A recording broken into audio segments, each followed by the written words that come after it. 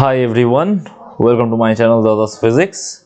I am Devjyoti Chatterjee and today I will discuss about statistical mechanics.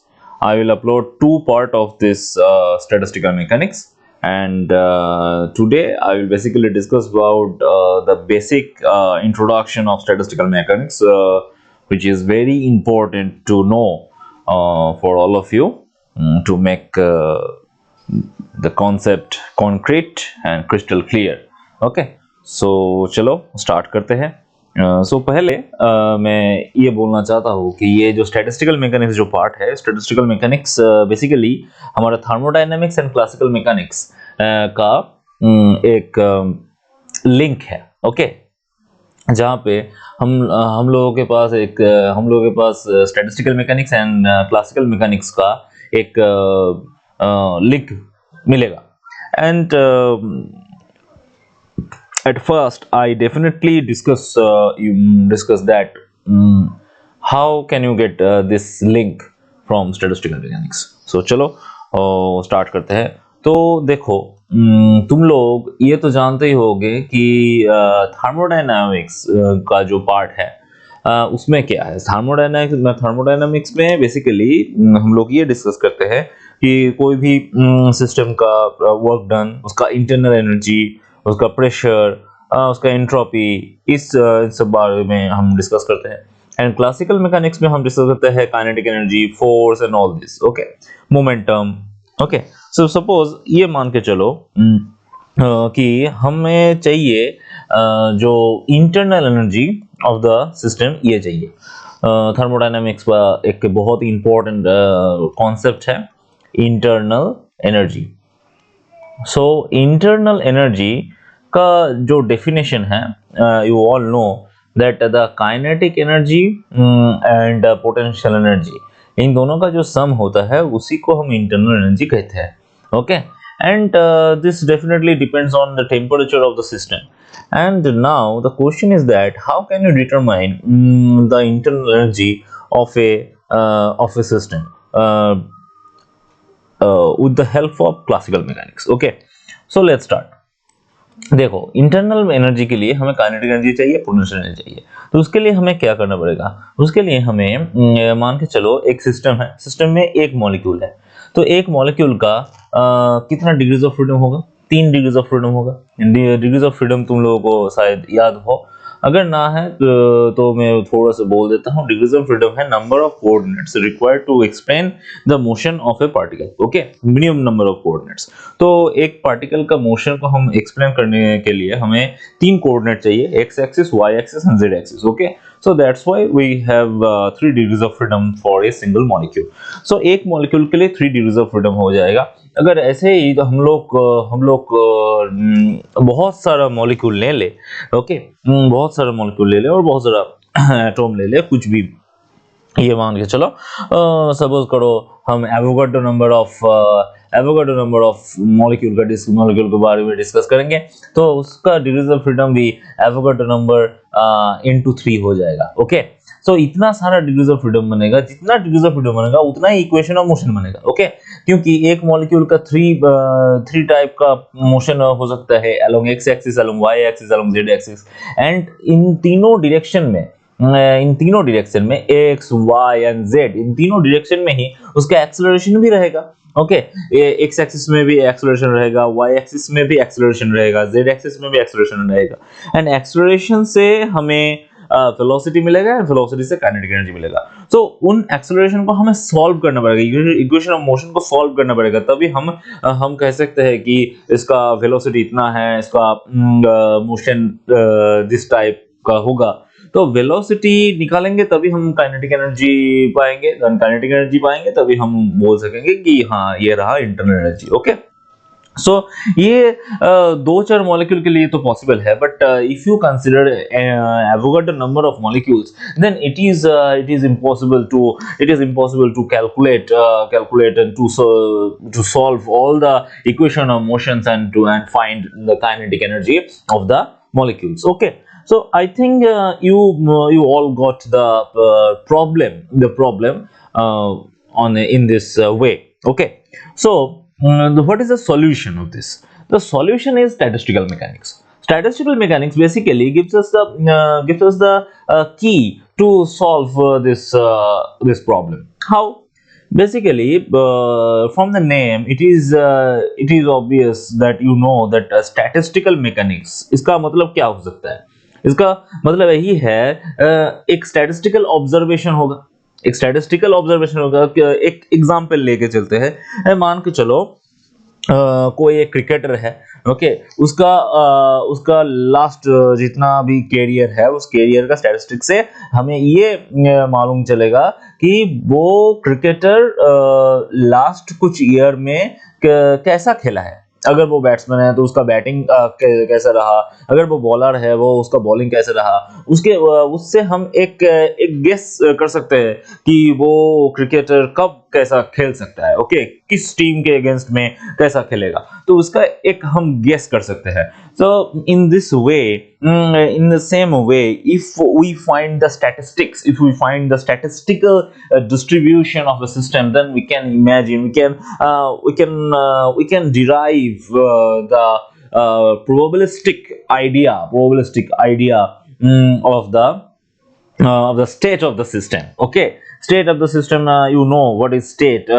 For ideal gas, you know that by pressure, volume and temperature we can define in the state of the ideal gas. So in similar way, every system must have a state, and it can be derived by statistical mechanics. Okay, so अगर हमारा target ये रहा कि kinetic energy calculate करना है, तो kinetic energy के लिए हम ये कर सकते हैं कि एक स्टैटिस्टिकल डिस्ट्रीब्यूशन निकाले, एंड उस डिस्ट्रीब्यूशन को फॉलो करके हम उसका इंटरनल एनर्जी निकाल सकते हैं। ओके, तो बेसिकली हमें स्टैटिस्टिकल मैकेनिक्स ने क्या दिया? स्टैटिस्टिकल मैकेनिक्स ये रहा हमारा क्लासिकल मैकेनिक्स।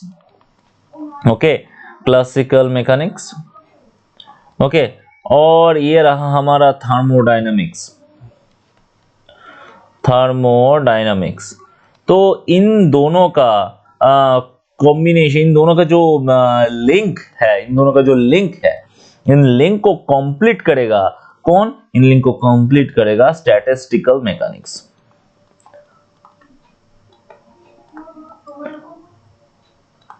स्टैटिस्टिकल मैकेनिक्स, सो स्टैटिस्टिकल मैकेनिक्स अगर इस लिंक को कंप्लीट करेगा, देन स्टैटिस्टिकल मैकेनिक्स का भी पार्ट है। कैसे पार्ट है? स्टैटिस्टिकल मैकेनिक्स में जितना सारा पार्टिकल का हम डिस्कस करेंगे, उन सब पार्टिकल का एक पार्टिकल का डिफरेंट रूल्स है। वो पार्टिकल्स इन सारे रूल को फॉलो करता है। अगर वो क्लासिकल रूल को फॉलो करेगा, तब हम बोलेंगे उसको क्लासिकल स्टैटिस्टिक्स,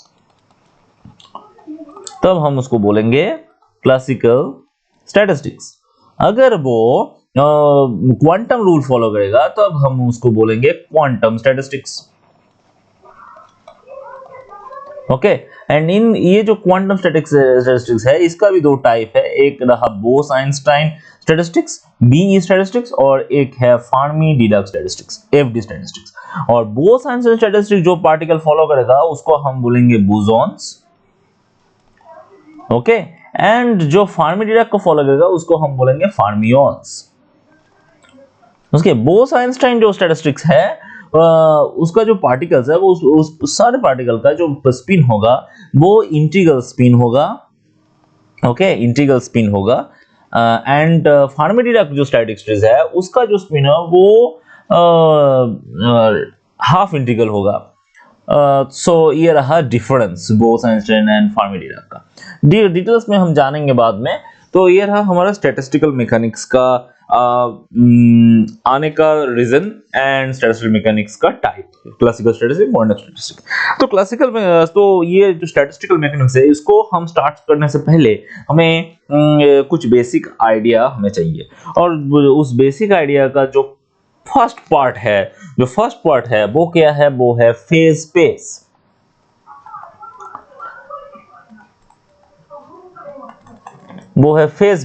ये फेज स्पेस क्या है? तो phase space basically 6 dimensional space है। अगर 6 डायमेंशनल, अब क्या होगा? मान के चलो ये रहा एक पार्टिकल, तो इस पार्टिकल का अगर पोजीशन, अगर हमें पोजीशन चाहिए, तो हमें क्या क्या चाहिए होगा? x चाहिए है, y चाहिए और z चाहिए। इसका 3 पोजीशंस रहेगा, 3 पोजीशन रहेगा। अगर ये पार्टिकल मूविंग रहा तो मूविंग होने के बाद इसका तो 3 मोमेंटम भी रहेगा। क्या क्या मोमेंटम रहेगा? px, py and pz, 3 momentum ही रहेगा। तो एक पार्टिकल के लिए हम अगर ऐसा एक स्पेस को ड्रॉ करेंगे जहां पे एक में मोमेंटम रहेगा और एक में पोजीशन रहेगा, तो ऐसे करके हमारा कितना वो कोऑर्डिनेट होगा? x कोऑर्डिनेट है और px मोमेंटम है, ये यहाँ पे 2 आ गया। एक y कोऑर्डिनेट होगा, py मोमेंटम रहेगा, यहाँ पे 2 आ गया। And similarly z and pz, तो ऐसे करके 6 कोऑर्डिनेट आ जाएगा। ओके, अगर हम n नंबर ऑफ पार्टिकल लेंगे तो हम वहां पे 6n नंबर ऑफ कोऑर्डिनेट्स मिलेगा। तो फेज स्पेस क्या है? फेज स्पेस है 6n डायमेंशनल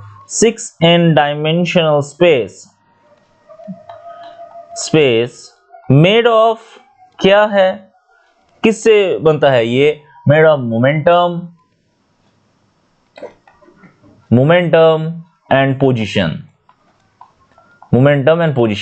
अब तुम्हारे जहन में ये क्वेश्चन आएगा कि ये फेज स्पेस जो मैंने बोला है, फेज स्पेस लाने का जरूरत क्या था? ये अगर हम कार्टेशियन कोऑर्डिनेट में रहेंगे, अगर कोई पार्टिकल मूविंग रहेगा, तो कार्टेशियन कोऑर्डिनेट से ज्यादा इंफॉर्मेशन हमें फेज स्पेस से मिलेगा, क्योंकि कार्टेशियन कोऑर्डिनेट में तो सिर्फ हमें पोजीशन मिलता है कि इस टाइम में इसका पोजीशन ये है, और फेज स्पेस में पोजीशन और मोमेंटम दोनों मिलता है। एंड मोमेंटम से हम ये डिराइव कर सकते हैं कि ये पार्टिकल नेक्स्ट किस तरफ जाएगा। ओके, ये पार्टिकल नेक्स्ट किस तरफ जाएगा और इसका स्टेट बहुत ही हाई इंफॉर्मेशन के साथ हम डिराइव कर सकते हैं। बिकॉज अगर हमें पोजीशन दिया हो रहेगा, सिर्फ एक टाइम के साथ एक पोजीशन दिया हो रहेगा, उसके बाद उसका पोजीशन कहां होगा ये डिपेंड करता है उसका मोमेंटम के ऊपर। कैसे डिपेंड करता है? अगर मान के चलो यहां पर तुम खड़े हुए हो, ओके, तो इसका t टाइम में तुम्हारा पोजीशन है x। अगर यहां से इस तरफ एक फोर्स तुम्हारे ऊपर एक्ट करेगा, तो उसके बाद तुम्हारा पोजीशन इस तरफ होगा, बट इस तरफ कहां होगा पोजीशन ये मैं नहीं बोल सकता। अगर हमें यहाँ पे मोमेंटम मालूम रहेगा कि ये रहा मोमेंटम का डायरेक्शन, तो मोमेंटम से हम ये बोल सकते हैं कि इसके बाद ये पार्टिकल इस तरफ जाएगा। ओके, इसके बाद ये पार्टिकल इस तरफ जाएगा, ये इस तरफ जाएगा और इस तरफ जाएगा। ये डिपेंड करता है मोमेंटम के ऊपर। अगर यहाँ पे मोमेंटम दिया हुआ रहता है तो मैं ये बोल सकता ये इसके बाद ये पार्टिकल इस तरफ जाएगा। एंड मोमेंटम से हम फोर्स भी निकाल सकते हैं, कितना दूर तक जाएगा ये भी निकाल सकते हैं with the help of time. अगर हमें ये जो मोमेंटम ये नहीं दिया हुआ रहेगा तो सिर्फ हमें कोऑर्डिनेट रहेगा, और कोऑर्डिनेट से हमें इंफॉर्मेशन कम मिलेगा। सो बेसिकली फेज स्पेस का एडवांटेज यही है कि हमें बहुत ही प्रिसाइज डिस्क्रिप्शन मिलता है about the particles of the system. Okay, इसीलिए हमें फेज स्पेस का जरूरत है। एंड स्टैटिस्टिकल मैकेनिक्स में as we need to explain the kinetic energy, explain the momentum, and explain the definite state of the system, we need phase space. Okay, I think ये clear हुआ है तुम लोगों के लिए कि फेज स्पेस का जरूरत क्यों हुआ यहाँ पे।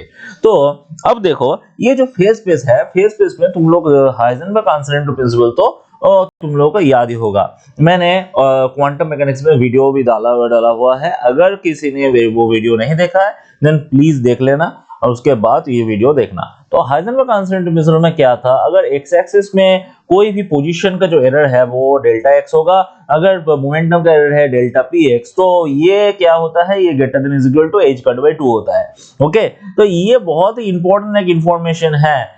ये हमें कहां से मिल रहा है? ये हमें हाइजेनबर्ग अनसर्टेनिटी प्रिंसिपल से मिल रहा है। तो ये जो प्रिंसिपल है, इस प्रिंसिपल का हेल्प से हम यहाँ पे एक काम करेंगे। क्या होगा? देखो, इसका अगर बहुत ही छोटा एक पोजीशन लेंगे डेल्टा एक्स और इसका एक छोटा पोजीशन लेंगे डेल्टा पी, तो यहाँ पे क्या होगा? यहाँ पे एक एरिया बन जाएगा। उसका जो एरिया है वो delta x into delta p x होगा। एंड ये एरिया को हम बोल देंगे, ये जो एरिया है ना, ये प्लैंक कांस्टेंट के साथ इक्वल है, क्योंकि from the Heisenberg constant principle यही होगा। डेल्टा एक्स और डेल्टा पी एक्स का जो प्रोडक्ट है ये हम H मान लेंगे। अगर हम ये 6 डायमेंशन में चला जाए तब क्या होगा, तब हमें एक delta y delta p y भी मिलेगा, तब हमें एक डेल्टा z और डेल्टा पी जेड भी मिलेगा। तो वहां से भी एक H मिलेगा, यहाँ से भी एक H मिलेगा। तो सबको मिलके जो हमारा फेज स्पेस में जो वॉल्यूम मिलेगा ना, वो जो स्मॉलेस्ट वॉल्यूम मिलेगा इन तीनों का प्रोडक्ट बन जाएगा, और वो क्या होगा, वो होगा H क्यूब। सो यहां से हम ये कंक्लूड कर सकते हैं कि smallest volume in phase space is equal to H cube. Okay, ये एक पार्टिकल के लिए होगा। ओके, एक पार्टिकल, अगर वहां पे n नंबर ऑफ पार्टिकल्स रहेगा तब हम उसको चेंज कर देंगे, तो स्टेट्स के लिए चेंज होगा। तो अब ये तुम लोग को याद रखना है कि smallest volume of the space क्या है, वो है H क्यूब। कैसे आया, हाइजेनबर्ग अनसर्टेनिटी प्रिंसिपल से आया। ये क्वेश्चन यही आ सकता है कि दिखाओ कि प्रूफ करो कि ये जो फेज स्पेस है, फेज स्पेस का स्मॉलेस्ट वॉल्यूम H क्यूब है।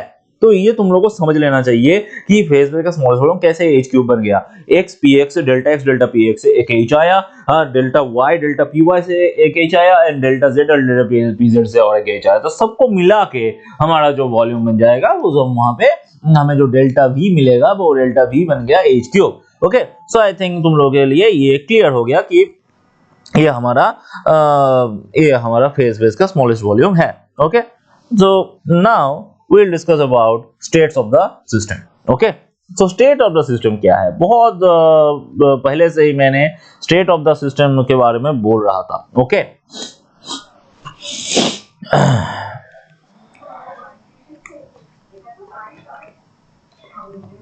State of particle. तो ये स्टेट ऑफ पार्टिकल क्या है, स्टेट ऑफ पार्टिकल के लिए हमें क्या चाहिए, कोई भी पार्टिकल का अगर स्टेट हमें चाहिए, उसके लिए हमें दो चीज बहुत इंपॉर्टेंट है। एक है उसका एनर्जी बोल दो, अदरवाइज उसका मोमेंटम बोल दो। इससे हमें उसका स्टेट के बारे में पता चल जाएगा। कैसे पता चलेगा, देखो, अगर मैंने ये बोला कि ये एक पार्टिकल है, उसका जो मोमेंटम है वो मोमेंटम है 2 न्यूटन सेकेंड, एंड उसका जो काइनेटिक एनर्जी है वो है 5 जूल। तो इससे हमें मोमेंटम और ये जो काइनेटिक एनर्जी है, इन दोनों से हमें बहुत सारा इंफॉर्मेशन मिल जाएगा। उसका मास मिल सकता है, उसका मोमेंटम और काइनेटिक एनर्जी से उसका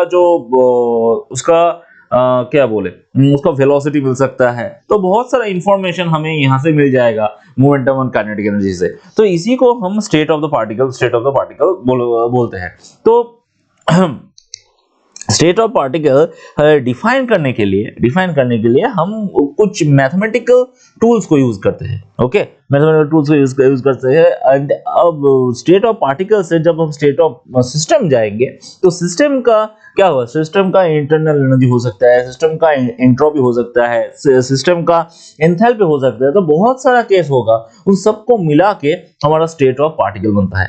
तो ये इसी स्टेट से हमें ये स्टेट जो है, स्टेट को हम दो तरीकों में हम डिवाइड कर सकते हैं। एक है मैक्रो स्टेट और दूसरा है माइक्रो स्टेट। अब ये मैक्रो स्टेट और माइक्रो स्टेट समझने के लिए हमें एक एग्जांपल लेना पड़ेगा। ओके, तो चलो एग्जांपल से स्टार्ट करते हैं। तो मान के चलते हैं कि दो कंपार्टमेंट है। ओके, ये रहा हमारा दो कंपार्टमेंट। इन दोनों कंपार्टमेंट में हमें A, B, C, D इन चारों पार्टिकल जो चारों पार्टिकल है, ये डिस्टिंग्विशेबल पार्टिकल्स है। ओके, मतलब इसको हम पहचान सकते हैं। ओके, डिफरेंट कर सकते हैं। ओके, ये जो पार्टिकल्स है, इन पार्टिकल्स को हमें इन दोनों बॉक्स में, ये दोनों कंपार्टमेंट में, कंपार्टमेंट A और कंपार्टमेंट B में हमें रखना है। ओके, हम किस तरह से इसको रख सकते हैं, यही हमारा क्वेश्चन है।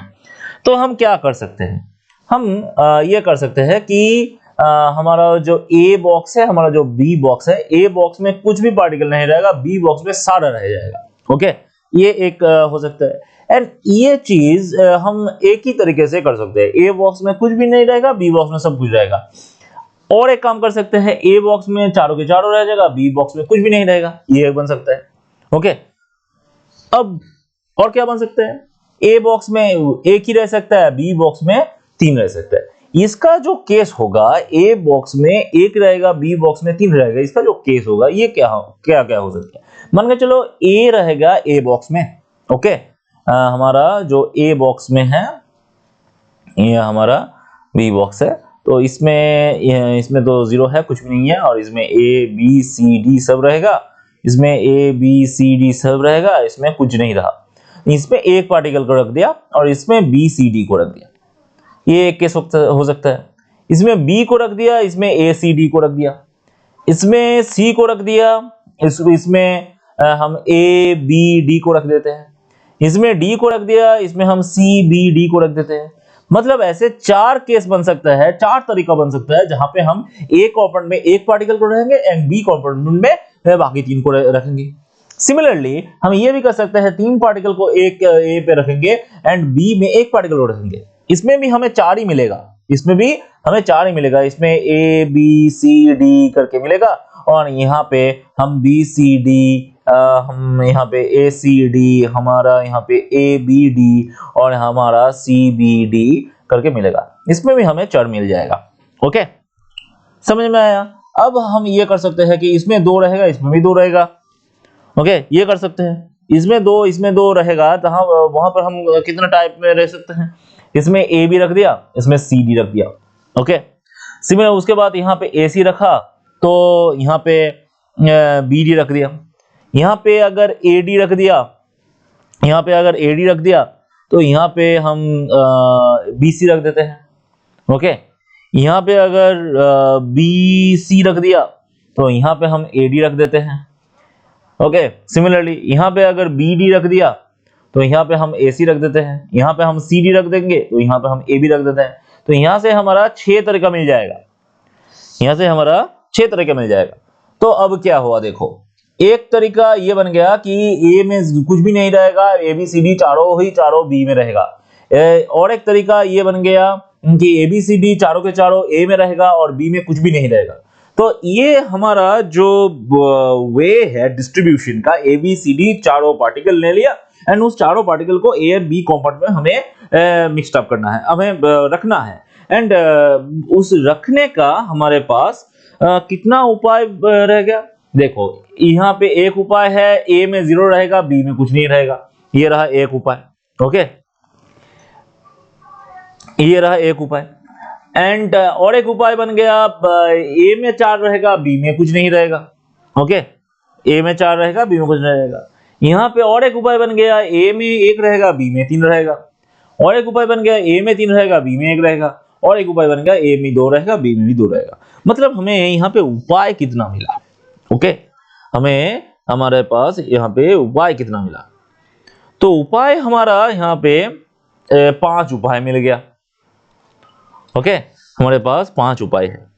एंड इन 5 उपायों के बाद भी हमारे पास डिस्ट्रीब्यूशन का टाइप भी है, मतलब यहाँ पे एक पार्टिकल ए में रहेगा, बी में 3 पार्टिकल रहेगा, ये इसका भी 4 तरीका है, एक ए में 3 रहेगा, बी में 1 रहेगा, इसका भी 4 तरीका है, ए में 2 रहेगा, बी में 2 रहेगा, इसका भी 6 तरीका है, ओके। मतलब अब ये थोड़ा ठीक से समझना मैं क्या बोल रहा हूं। मतलब यहाँ पे ये बन गया कि एक्सटर्नली जब ब्रॉड एंगल से हम देखेंगे कि एक कंपार्टमेंट में 4 रहेगा, एक कंपार्टमेंट में कुछ भी नहीं रहेगा।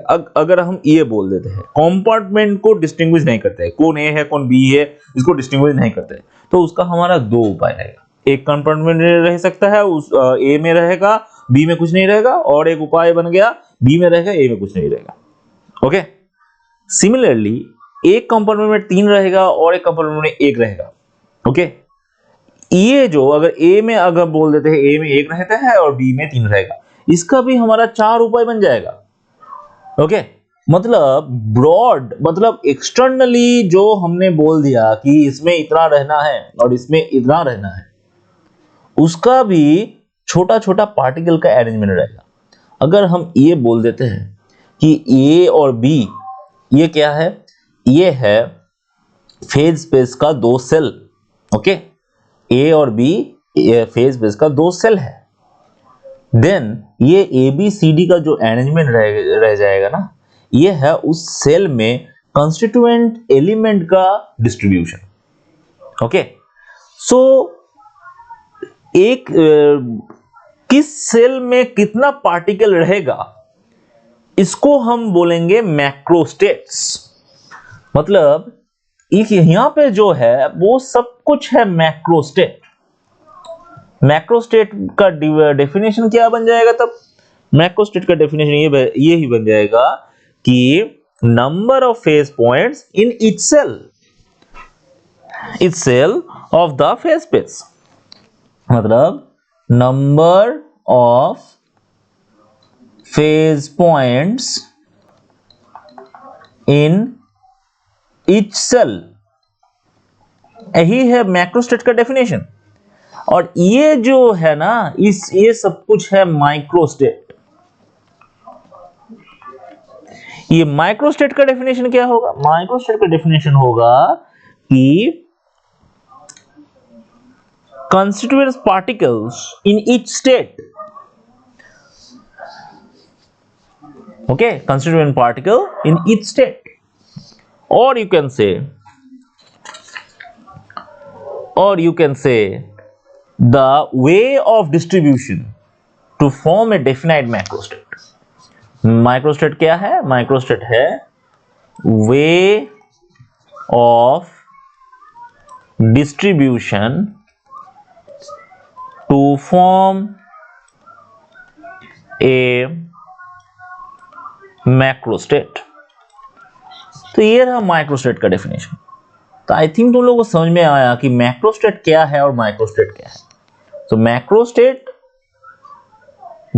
एक ब्रॉड कंसेप्ट है और माइक्रोस्टेट है बहुत ही छोटा एक कंसेप्ट। मतलब मान के चलो, और एक एग्जांपल भी ले लेते हैं। मान के चलो एक घर है, उसका ग्राउंड फ्लोर में 4 लोगों को रहना है और उसका फर्स्ट फ्लोर में 2 लोगों को रहना है। ओके, तो ये है macrostate. Ground floor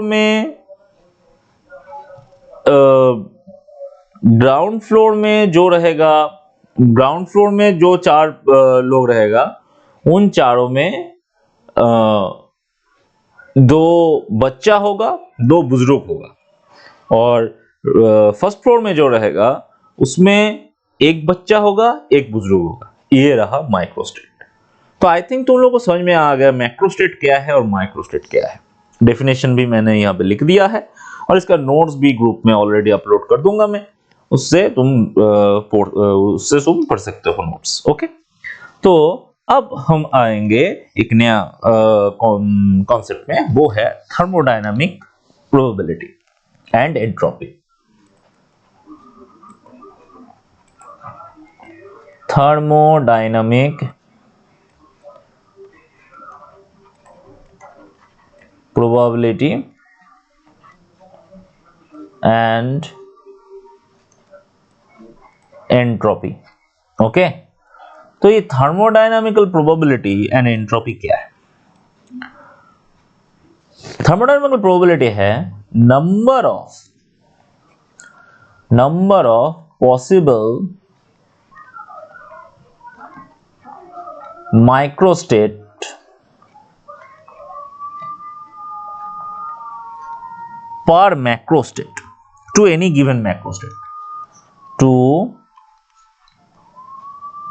any given macrostate. Okay, number of possible microstate to given macrostate is called thermodynamic probability. Okay, मतलब यहां पे जो एग्जांपल मैंने लिया था, इसमें कुछ भी एक केस ले लो, ये 3-1 का एक केस ले लेते हैं। उसका जो पॉसिबल मैक्रोस्टेट है वो है 4। यही है हमारा थर्मोडायनामिकल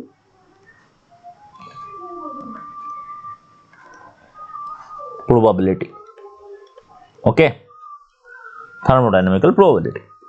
अब इसके साथ हम एंट्रोपी को जोड़ देंगे। एंट्रोपी क्या है? एंट्रोपी बेसिकली डिसऑर्डरनेस है ना, एंट्रोपी डिसऑर्डरनेस है। तो यहां पे देखो, मैंने को क्या बोला था, 2 पार्टिकल ए में रहेगा, 2 पार्टिकल बी में रहेगा, उसका अरेंजमेंट का 6 डिफरेंट वे बन गया। मतलब इसमें डिसऑर्डरनेस बहुत ज्यादा है, इसमें डिसऑर्डरनेस बहुत ज्यादा है। क्यों डिसऑर्डरनेस बहुत ज्यादा है? अभी ए और बी ए में रहता है, अभी सी और डी बी में रहेगा, कुछ देर बाद ए सी ए में रह जाएगा, बी डी बी में चला जाएगा, ए डी रह जाएगा ए में, तो बी सी चला जाएगा बी में। ऐसे अरेंजमेंट 1 by 1 चेंज हो रहा है, बहुत सारा अरेंजमेंट बन गया, मतलब इसका डिसऑर्डरनेस ज्यादा है। मतलब इससे ये तो प्रूफ हो चुका है कि एंट्रोपी जो है वो थर्मोडायनेमिकल प्रोबेबिलिटी के साथ डायरेक्टली प्रोपोर्शनलिटी है। ओके, मतलब एंट्रोपी है disorderness and disorderness is directly proportional with thermodynamical probability. So from this you can conclude that yes, thermodynamical probability depends on, or you can say entropy depends on thermodynamical probability, and the relation is S is equal to ln kb ln w। Okay, जहां पे ये जो W है ना, ये जो W है, ये W क्या है? W है हमारा थर्मोडायनेमिकल प्रोबेबिलिटी, थर्मोडायनामिकल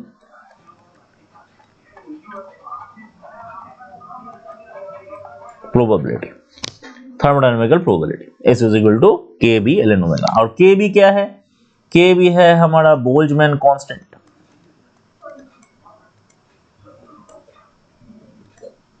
ओके, अब इससे थोड़ा आगे जाएंगे तो हम इक्विलिब्रियम स्टेट का बात करेंगे।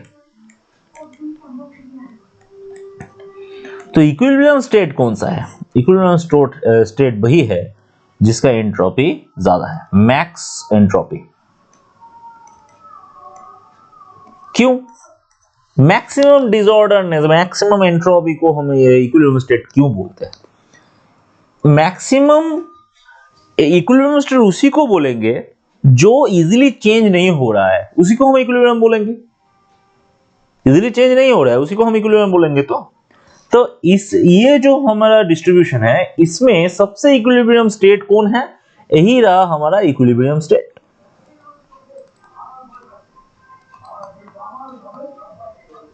Okay, equilibrium state. क्यों ये इक्विलिब्रियम स्टेट है? क्योंकि इसका जो थर्मोडायनामिक प्रोबेबिलिटी सबसे ज्यादा है। थर्मोडायनामिक प्रोबेबिलिटी ज्यादा है मतलब ये घट सकता है बहुत सारा वे में, मतलब ये इजीली चेंज नहीं होगा, ये इजीली चेंज नहीं होगा।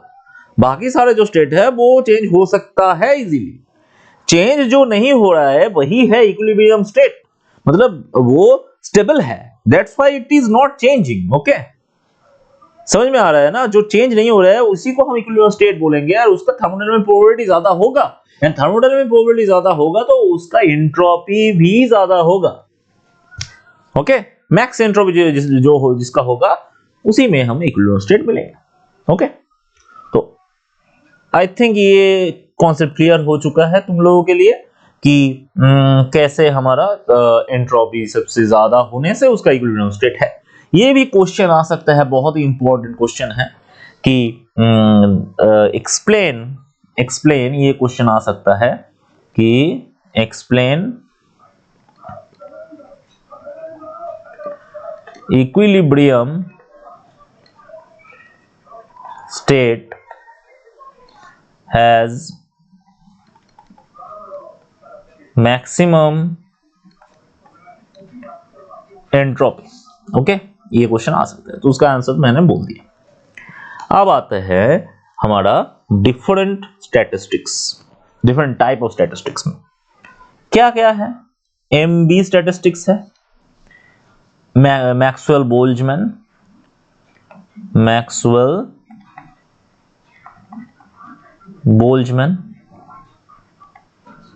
ओके। BE स्टैटिस्टिक्स है, बोस-आइंस्टाइन,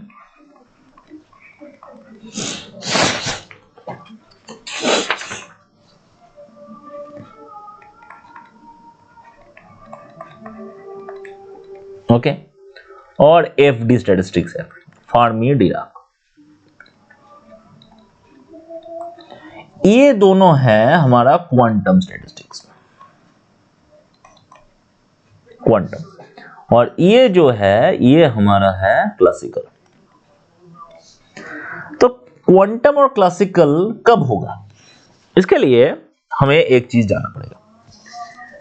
डी ब्रोगली वेवलेंथ तो याद होगा। डी ब्रोगली वेवलेंथ हम कब देख सकेंगे, जब पार्टिकल का डायमेंशन बहुत ही छोटा होगा, तभी हम डी ब्रोगली वेवलेंथ को कंसीडर करेंगे, अदरवाइज नहीं। अदरवाइज वेवलेंथ इतना बड़ा हो जाएगा, पार्टिकल का साइज कम ज्यादा होगा तो उसका वेवलेंथ इतना बड़ा हो जाएगा, इतना छोटा हो जाएगा, सॉरी, इतना छोटा हो जाएगा वेवलेंथ कि हम डिटेक्ट नहीं कर सकेंगे। तो उसके लिए पार्टिकल का डायमेंशन को छोटा होना पड़ेगा। देन पार्टिकल का डायमेंशन छोटा हो तो उससे हम de Broglie wavelength matter wave का कंसीडरेशन लाएंगे, एंड उसी से हमारा क्वांटम का कॉन्सेप्ट आएगा। मतलब अगर दोनों पार्टिकल है, दोनों पार्टिकल के बीच में जो डिस्टेंस है वो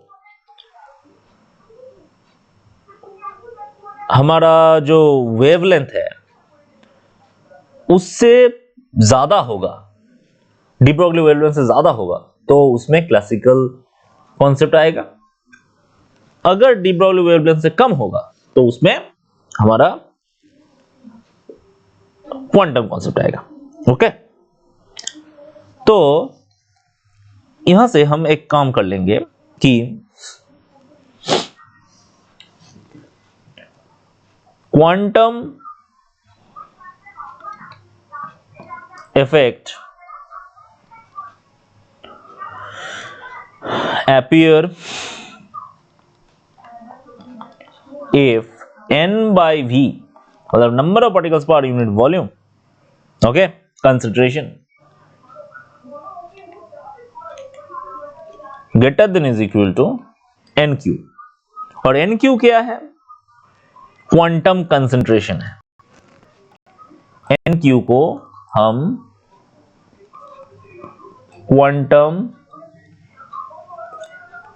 कंसंट्रेशन कहते हैं, और ये जो nq है, nq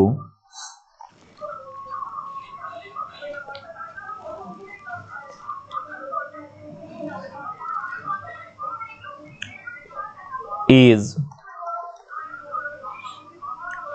interparticle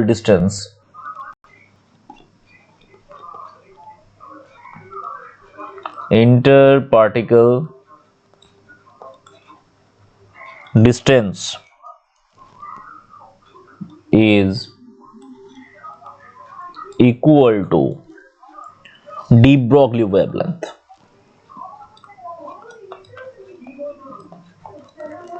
de Broglie wavelength, okay, इसको तुम लोगों को याद रखना है। इस यहां पे हमारा एक थर्मल वेवलेंथ का कॉन्सेप्ट भी आ जाएगा। मतलब ये जो वेवलेंथ का बात मैंने किया ना, इस वेवलेंथ का एक वैल्यू भी आएगा।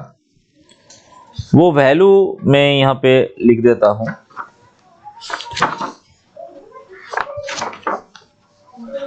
Just a minute.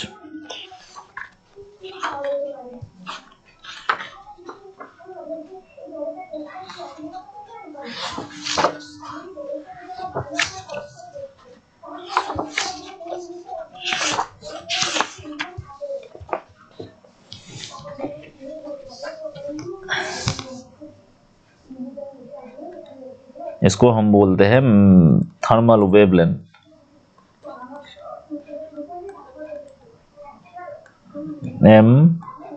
MKBT। इसको हम कहते हैं थर्मल वेवलेंथ। ओके, तो ये बहुत ही इंपॉर्टेंट है। इसका वैल्यू अगर ठीक ठाक रहेगा, ओके, तो हम कह देंगे कि ये क्वांटम स्टैटिस्टिक्स मानेगा। ओके, मतलब डिस्टेंस बिटवीन टू पार्टिकल्स अगर ये जो वेवलेंथ है इसका इक्वल होगा और इसका कम होगा तभी हम उसको बोलेंगे क्वांटम स्टैटिस्टिक्स, ये मानेगा, अदरवाइज वो क्लासिकल स्टैटिस्टिक्स फॉलो करेगा। ओके, तो अब ये जो मैक्सवेल बोल्ट्जमैन स्टैटिस्टिक्स है, बोस-आइंस्टाइन स्टैटिस्टिक्स है और हमारा जो एफडी स्टैटिस्टिक्स है उसको हम डिटेल्स में डिस्कस करेंगे हमारा नेक्स्ट वीडियो में। ये टुडे हमने सिर्फ बेसिक कॉन्सेप्ट हमने देखा है, और एक चीज हम देखेंगे वो है डिजेनरेसी और हमारा स्टेट्स। ओके, स्टेट्स के बारे में पहले मैंने बोल दिया था, एनर्जी लेवल्स मैंने बोल दिया था, एनर्जी लेवल्स और सब लेवल्स के बारे में मैंने नहीं बोला, उसको हमें जानना है वो क्या है। मतलब मान के चलो ये रहा हमारा एक एनर्जी लेवल। ओके, एक ये रहा हमारा एनर्जी लेवल्स। तो एनर्जी लेवल्स में अगर छोटा छोटा कंपार्टमेंट रहेगा तो उस कंपार्टमेंट को हम कहेंगे डिजेनरेसी।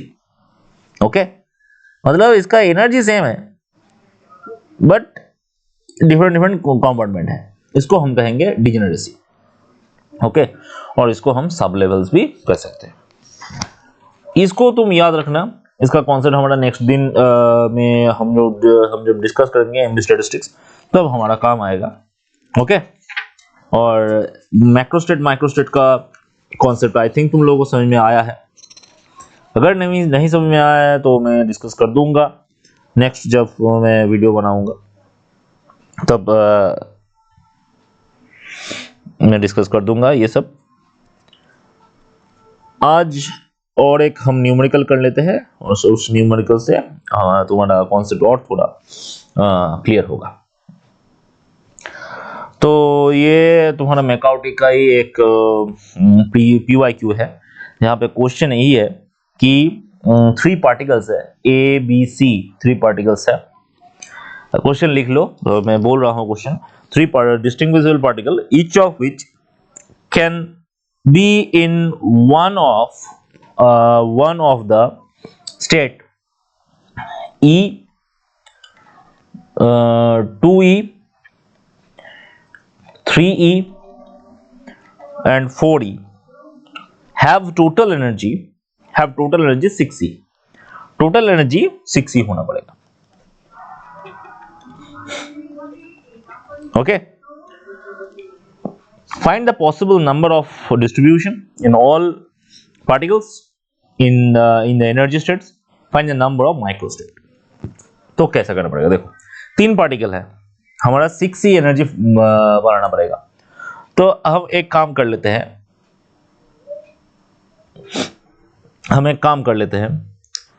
अगर हम ये कर ले कि 3 पार्टिकल का 2 पार्टिकल, 3 पार्टिकल का 2 पार्टिकल अगर E में रह जाएगा, 2 पार्टिकल E में है और हमारा 4 पार्टिकल, ऐसे लिखते हैं E में 2 पार्टिकल, इसमें कोई भी नहीं रहेगा, इसमें कुछ भी नहीं रहेगा, इसमें 4 पार्टिकल रह जाते हैं। ओके, सॉरी,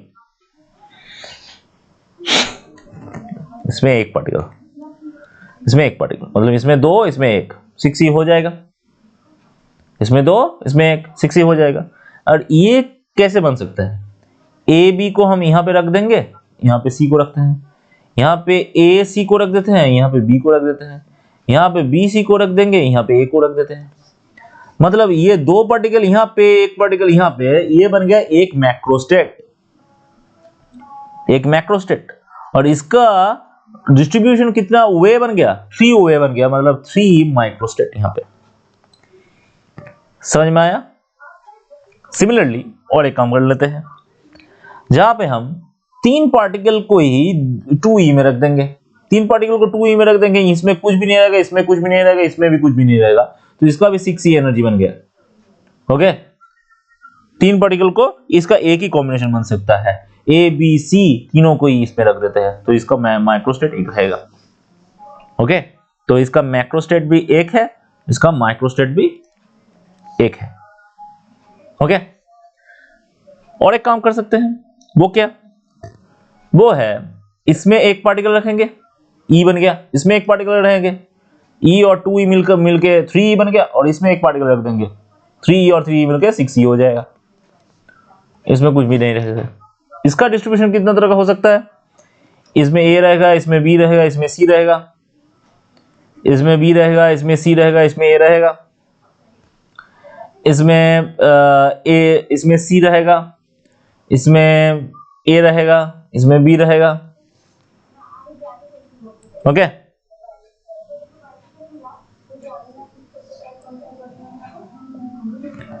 इसमें बी रहेगा, इसमें ए रहेगा, इसमें सी रहेगा, इसमें ए रहेगा, इसमें सी रहेगा, इसमें बी रहेगा, इसमें सी रहेगा, इसमें बी रहेगा, इसमें ए रहेगा।